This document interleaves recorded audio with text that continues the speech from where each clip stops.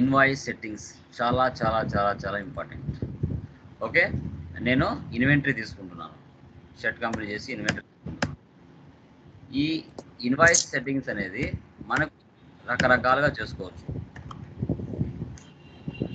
మీరు గుర్తుపెట్టుకోవాలి. Kadapa home appliances open చేశాను. Already existing company. డే బుక్లోకి వెళ్ళాను. సేల్స్ ఓపెన్ చేశాను.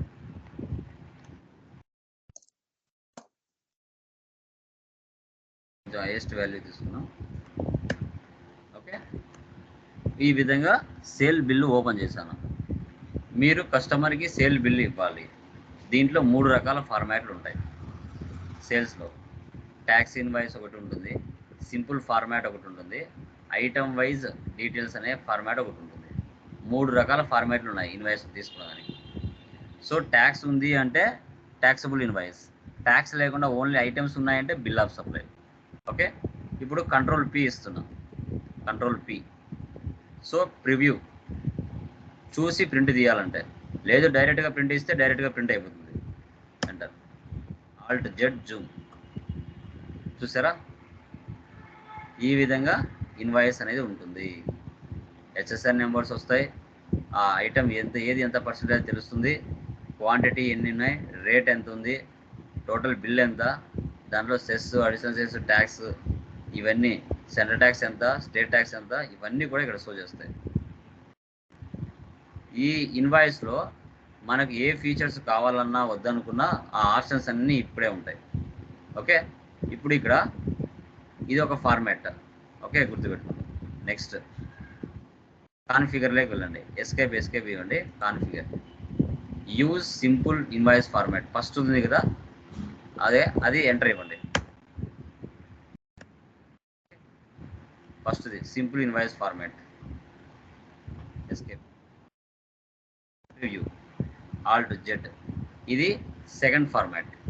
ఇలా కూడా ప్రింట్ తీసుకోవచ్చు. ఇది simple format. Escape, configure. Next మళ్ళీ రండి, ఇక్కడ చూడండి. So item wise GST details. So item wise GST details. Enter. View, Alt Z. ఇలా కూడా ప్రింట్ తీసుకోవచ్చు.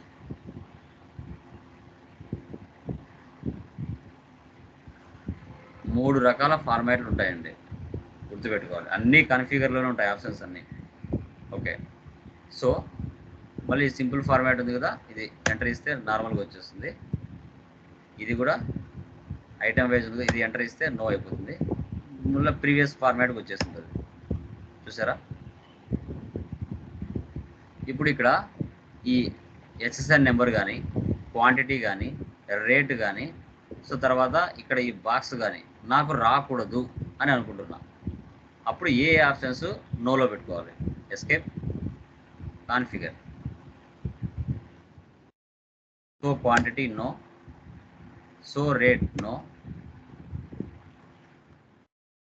So HSR and SSC no, దాని కింద show GST analysis no. Escape, preview, alt Z. చూసారా, హెచ్ఎస్ఆర్ నెంబర్, క్వాంటిటీ, రేట్, తర్వాత కింద box అన్నీ వెళ్ళిపోయాయి.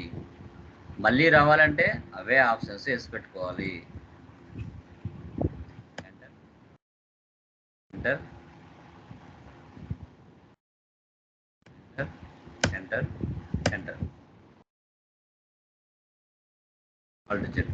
వచ్చాయన్నీ. ఇక్కడ ఏ ఐటమ్ ఎంత పర్సెంటేజ్ అనేది కాలం ఇక్కడ రావాలి ఒకటి. అప్పుడు ఏం చేయాలి, configure. Show GST rate yes,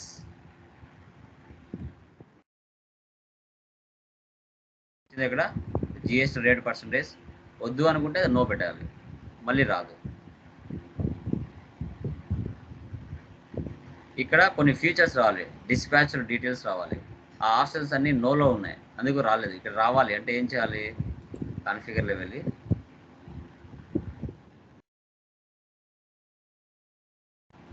చూడండి, order dispatch details, consign details no పెట్టేస్తాం. ఇవన్నీ ఎస్లో పెట్టామంటే డిఫరెన్స్ చూడండి.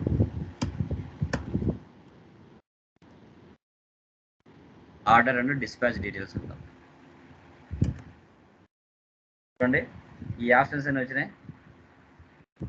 Delivery note, dated, dispatch through, destination, terms ఇవన్నీ వస్తాయి. అవన్నీ నో పెట్టామనుకో ఇవన్నీ మళ్ళీ రావు. మనకు కావాలనుకున్న ఆప్షన్స్ ఎస్ పెట్టుకోవచ్చు, వద్దనుకున్న ఆప్షన్స్ నో పెట్టడానికి కూడా దీంట్లో ఛాన్స్ ఉంది. అది మీరు గమనించాలి.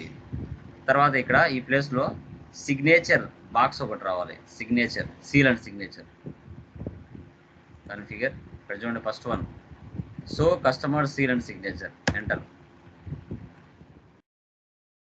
Z Zoom.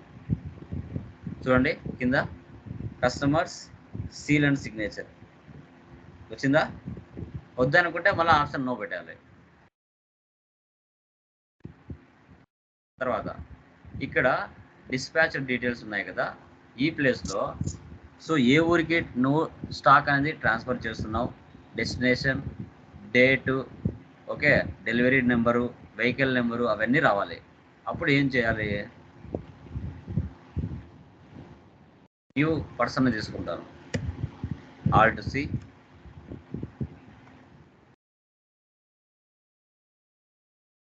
కరుణ ట్రేడర్స్, డెప్టర్స్, డోర్ నెంబర్ అవన్నీ ఇస్తున్నా.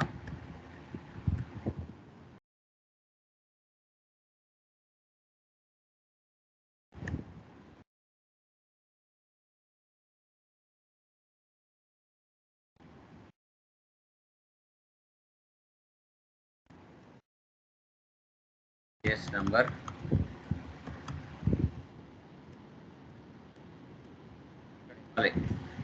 డిస్పాచ్ డీటెయిల్స్ రావాలంటే ఇక్కడ ఇవ్వాలి. Delivery number, dispatch document number, by truck, destination, agent number, name, R number, motor vehicle number, అవన్నీ ప్రింట్లో వస్తాయి చూడండి.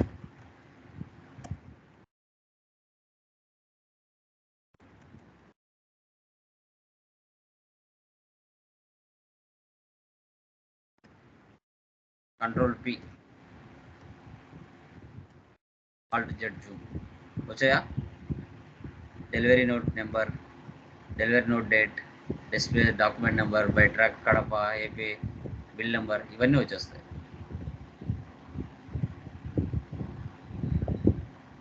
ఇక్కడ నా company Kadapa home appliances details రాకూడదు అనుకుంటే ఏం చేయాలి?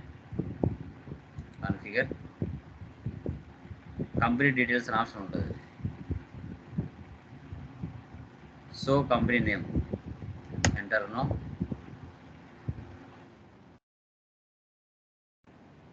ఆల్ట్ జెడ్ జూమ్ చూసారా? ఇక్కడ అసలు కంపెనీ డీటెయిల్స్ ఏం చూపించలేదు.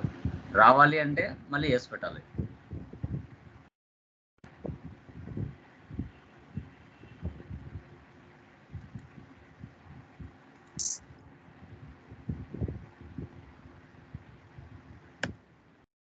బయర్ డీటెయిల్స్ రాకూడదు అనుకుంటే పార్టీ డీటెయిల్స్ ఉన్నాయి కదా, పార్టీ డీటెయిల్స్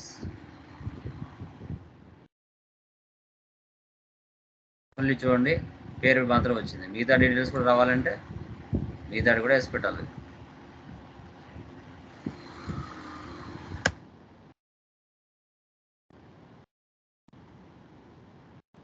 ఈ విధంగా మనకి ఆప్షన్స్ అనేవి చూపిస్తాయి. ఓకే, నీ బ్యాంక్ డీటెయిల్స్ రావాలి. నీ బ్యాంక్ డీటెయిల్స్ ఇక్కడ రావాలి నీ కంపెనీ ఇన్వాయిస్లోనే. అప్పుడు ఏం చేయాలి? నీ కంపెనీలో ఏదో ఒకటి నువ్వు బ్యాంక్ క్రియేట్ చేసుకొని ఉండాలి ముందుగా, అది ఇక్కడ ఇవ్వాలి.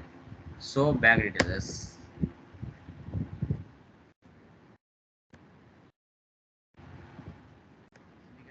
అది సిండికేట్ బ్యాంక్ ముందు క్రియేట్ చేసి పెట్టినాను. చూడండి ఆల్ట్ జెడ్ వచ్చినాయా బ్యాంక్ డీటెయిల్స్. ఇక్కడ అకౌంట్ నెంబర్ అవన్నీ మీరు అక్కడ ఇచ్చుకుంటే ఇక్కడ వచ్చేస్తాయి. వద్దు అంటే బ్యాంక్ డీటెయిల్స్ నువ్వు పెట్టాలి.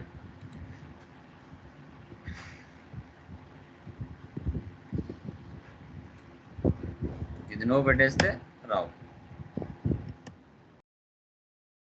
చూసారా నార్మల్గా వచ్చేస్తుంది.